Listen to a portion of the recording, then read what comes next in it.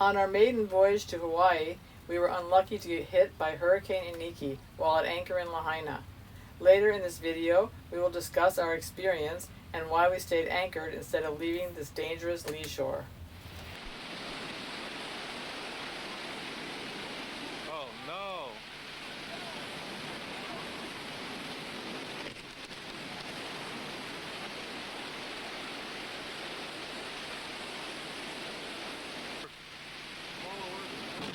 Underwater.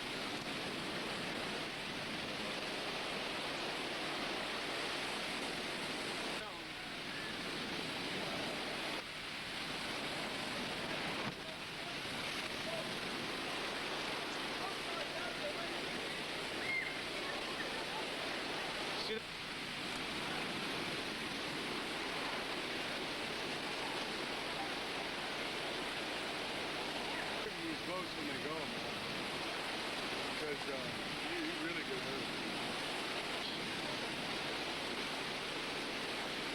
What's left? Well, it's still on the mooring, you see, the wreckage. Mala work, wow. Mala work, man.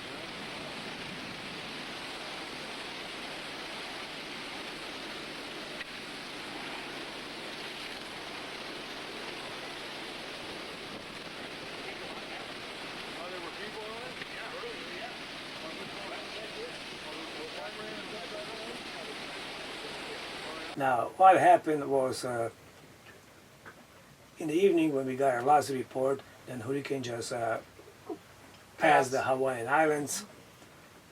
They kind of gave us the all clear that it was all going clear, to continue all going fine. west. It's all past the Hawaiian Islands. Breathe a sigh of relief. We went sleep. In the morning, about 5 o'clock, I woke up. We felt a kind of funny motion of the The boat. boat was rolling very. So we right away got up. So we turned on the VHF radio and we learned that the hurricane had made a dogleg 150 degrees and was headed directly towards Kauai, and they issued hurricane warning for all the Hawaiian Islands. The Hurricane Iniki was the strongest recorded hurricane for Hawaii, which was a Category 4. It was gusting up to 185 miles an hour, so it was a very, very serious hurricane. Now we knew that we were in trouble because at that time our mainsail was torn up, and without good sailors there is not much you could do.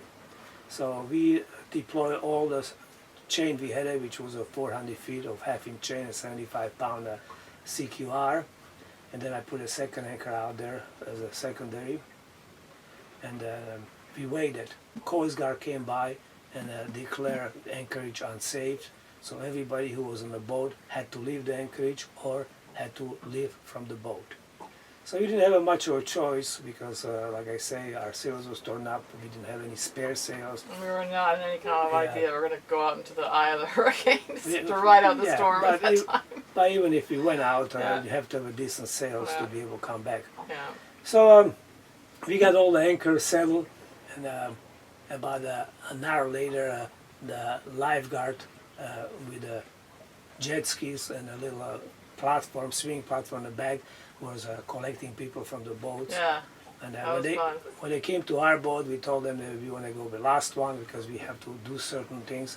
And so when we were in the boat, we were thinking that maybe we're going to lose the boat. Right. So there were a few important things to take with us.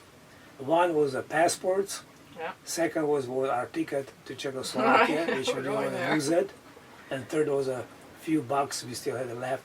So when the lifeguard came back, Susan went first, put a life jacket on her. She had to jump in the water because the swells was already running high. It was unbelievable. It was the worst experience of my entire life, let me tell you.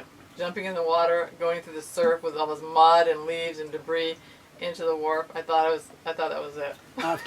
After he took Susan to the shore, he came after me, and I had repeated the same thing. I had a little backpack with me with all the documents in it and so forth. I jumped in the water and I got on that little platform, and I tell you, it's just like Susan said. When that guy took off through these waves, I was praying because I was thinking I'm not going to be able to hold to it. It was so fast going through the mud and the big waves. But anyway, when we both came out on the dock, we just looked like drowned rats. We had leaves and mud all over us and in our hair. It was just...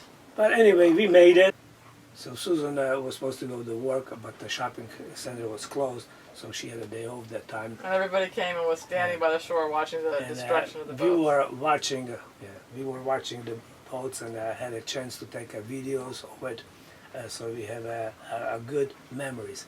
We thought for sure we will lose our boat because so many boats got lost. But luckily, then we moved into 60 foot of water where we were. Waves were not breaking it. Waves was breaking about 35 feet of water, depth of 35 feet. So that was a hell of an experience. And that's why we were very lucky that we yeah. moved out to that deeper water Yes. for sure. The next day, you would not believe how calm it was. You would never be able to tell that the only day earlier was really a disaster. But except for all the destruction on the shore and all the boats that were lost. We were very happy that we had our boat safe. Nothing happened to it whatsoever. A lot of our friends from the Anchorage lost their boats. They did. Thanks to the Hawaiian lifeguard, no lives were lost, and they managed to get all the people that were on their boats ashore safely. So it was really good. And in the beginning, my worry was if our boat will survive. And afterwards, my worry was if Susan's going to continue cruising. Actually, it was a very traumatic experience. Very traumatic, but it didn't really dampen my enthusiasm for our continued cruising. Okay, I guess that's it for now. So we'll see you guys later, and thanks for stopping by. Bye-bye. Bye.